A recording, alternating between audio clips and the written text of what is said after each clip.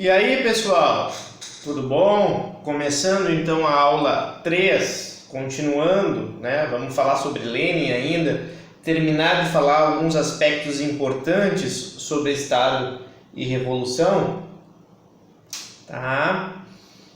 E aí, então, seguindo, né, da aula passada, a gente viu, né, Lenin, a sua biografia, a importância que o autor tem para com o movimento revolucionário,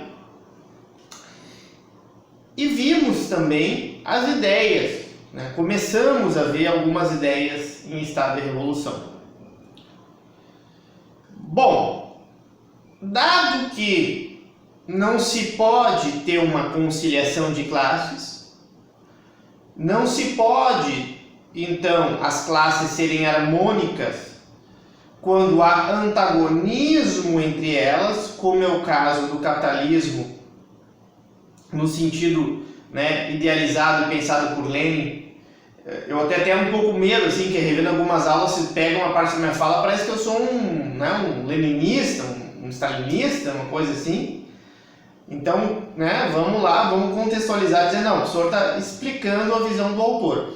Então, dentro dessa ideia de impossibilidade prática, né, de conciliação, e é bem isso, né, pessoal, eu comentei isso na aula passada, quanto mais, sim, a gente pensar principalmente ali no início do capitalismo na Inglaterra, quanto mais tu espreme o trabalhador, mais valia, que nem uma laranja, tu espreme, né, tu tira o suco da laranja ali como se fosse a mais-valia, né, que vai depois ser uma parte imponente do componente do lucro, tá, empresarial, não é a mesma coisa, tá? Mas só para simplificar, que é uma coisa que eu já falei, já disse para vocês olharem o que significa mais-valia. Ou seja, bem claro, quanto mais barato for uma mão de obra e mais o trabalhador pudesse sujeitar a produção, sem leis que o protejam, né, mais ele está à mercê do capital. Ou seja, o capital, quem tem dinheiro, manda, né, sobre os meios de produção. Então, nesse sentido, é contraditório por isso. E aí, sim, a necessidade de uma revolução. Aí, prestem atenção a uma coisa. Para o Lenin, tá? O Lenin, ele tem um trecho, eu estava relendo agora essa Revolução, agora há pouco, ele é bem claro, tá? E todas as obras deles nesse sentido são claras. Não há possibilidade de revolução senão pela via violenta, né? Ele diz, olha pessoal, o Estado é justamente a polícia, o aparato repressor, o exército, as grandes burocracias, ele é para realmente reprimir as classes subalternas, para realmente reprimir, né, a fim de manter a ordem capitalista. Dado isso, é óbvio que a gente não vai chegar com flores, né? Mas tem a Revolução dos Cravos, professor, tá? Né? Vamos ser sinceros, pessoal, não é com flores que a gente chega, né, que a gente vai fazer uma revolução, diz Lenin. É pela via violenta, com armas, com deposição, com imposição física sobre outro grupo, ok? E nesse sentido, então, ele prega a revolução violenta nesse aspecto, né? Ele diz, inclusive, que Marx e Engels compreendiam dessa mesma maneira. Ele se aproveita, de certa forma, uma leitura de Marx em algumas das suas obras, mas em geral ele está correto nessa visão a respeito dele, tá? Quando ele demonstra a leitura de Marx sobre o processo revolucionário, e a gente vai falar um pouquinho mais sobre isso, tá? Então é dever dessa vanguarda colocar, inocular, como eles chamam, né? Como se fosse não é um vírus, né? Mas é um antivírus do aburguesamento das classes. Olha, não, vamos fazer revolução, assim a gente vai melhorar a nossa vida, etc. Inocular nas massas esse sentimento de necessidade de revolução. Porque como é violento, muitas vezes essa revolução vai causar mortes, né? Vai ser duro, vai ser difícil, mas que depois de realizado tal processo revolucionário, a vida seria melhor num sistema socialista. Então, a revolução somente com a destruição do Estado burguês. Prestem atenção nisso porque isso é importante, tá? Porque nós vamos falar agora de uma questão que é o seguinte, que o Lenin se utiliza demasiado na minha avaliação, por ser um dos líderes do processo do partido bolchevique na Rússia, já desde lá do início do século XX até a conclusão da Revolução na Primeira Guerra. E por que ele vai ter uma ideia de que a destruição do Estado burguês ela não é tão rápida? Definhamento do Estado. O que é o definhamento do Estado?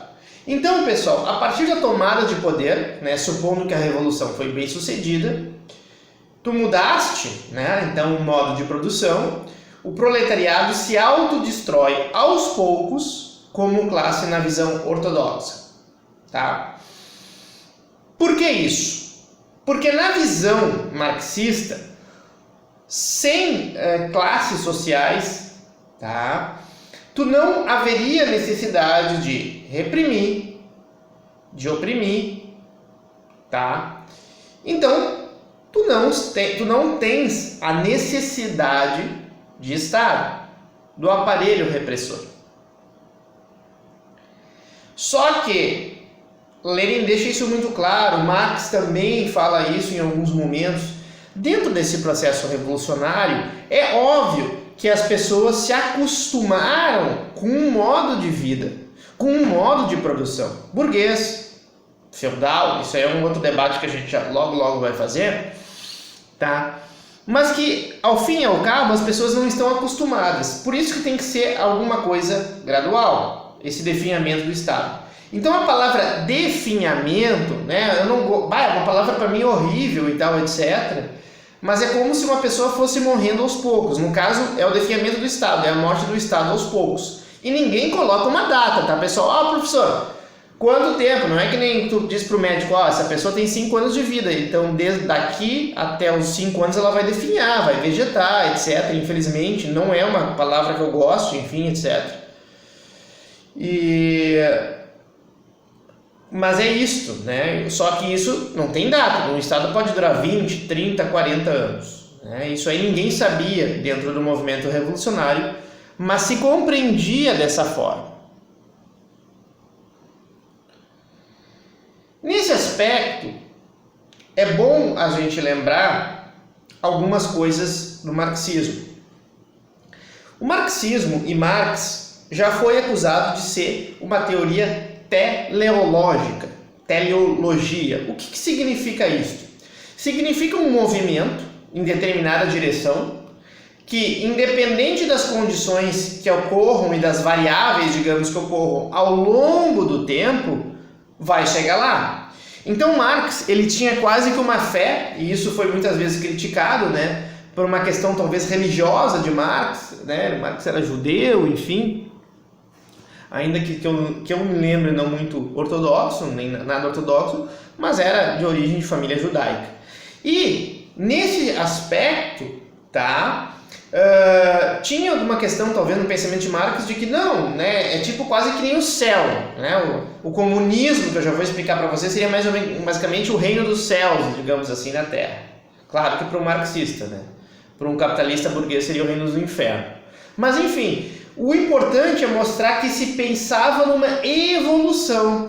Vocês viram em antropologia, vocês viram em sociologia que o evolucionismo, principalmente a partir de uma leitura da obra de Darwin, na biologia, ainda estava em voga, né, no século XIX. E ali ainda estava. Então o Lenin acredita nisso, né? Ele acredita nesse movimento em direção ao comunismo e que a Rússia seria o precursor. Tá? Uma coisa, o Lenin diz em alguma determinada passagem, tá, que a maioria dos países civilizados já eram capitalistas, tá? Civilizados entre aspas, se utilizava esse termo, mas se queria dizer os mais avançados, né? Isso aí dá um certo grau de dubiedade que eu preciso falar dentro do marxismo. O Marx, antes de morrer, recapitulando, né? Marx não chega a conhecer Lenin. Lenin é de 71, Marx morre em 83.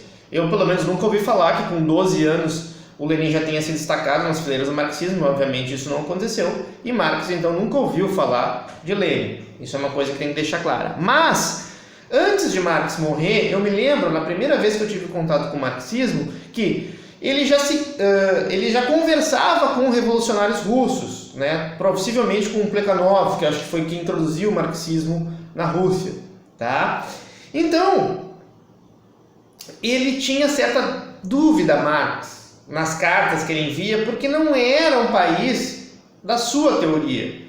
Lembrando, apesar de ser uma potência em termos de número de pessoas e de ter toda uma tradição histórica, evidentemente, como a Rússia tinha, como um dos maiores países ali e uma das maiores potências, ele estava atrasado em relação, por exemplo, à Inglaterra, à industrialização na França, né, aos Estados Unidos na época.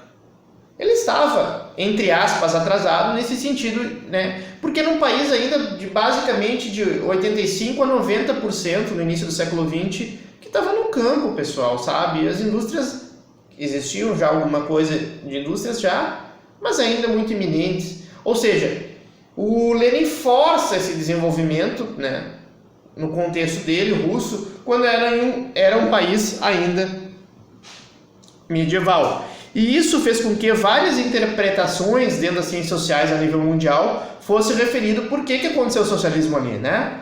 Foi um socialismo que ocorreu, mas sem passar em nenhum momento por um estágio capitalista, né? Ele mais ou menos foi direto do feudalismo, né? Já, claro, um feudalismo que não era o mesmo feudalismo tradicional lá de 500 anos, 700 anos que vocês estudaram no colégio, mas ainda sem o aparato burguês, o aparato capitalista. Deixa eu mostrar então uma coisa para vocês. Na cabeça de Marx, na cabeça principalmente do Lenin, tá?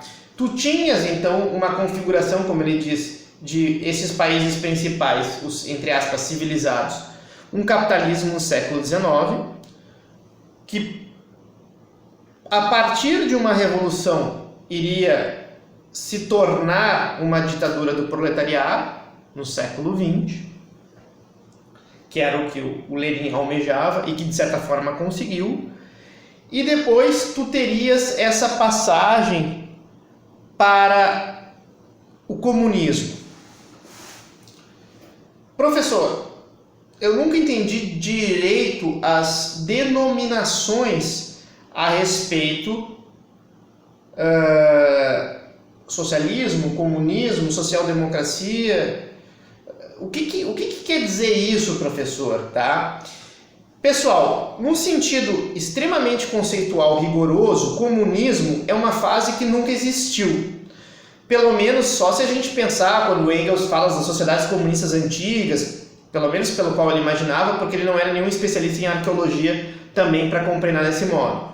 Mas eram comunas, né? Eram, digamos, comunidades, geralmente naquela época, milhares de anos atrás, pequenas, enfim, que as pessoas tinham um modo de produção assim, onde não existia classes sociais, não existia uma exploração. Era um grupo e tal, que tinha suas obrigações morais, enfim, a antropologia explica melhor isto, né? Todo o modo de organização social, mas que não eram sociedades onde houvesse classes sociais, por exemplo.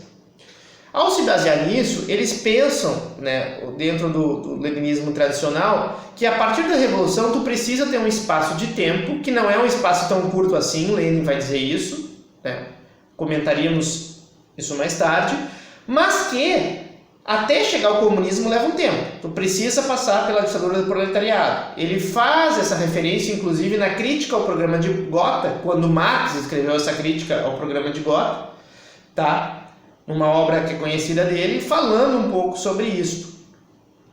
E aí, depois, enfim, devido ao definhamento gradual que eu tinha falado do Estado, aí sim, tu terias o comunismo, tá?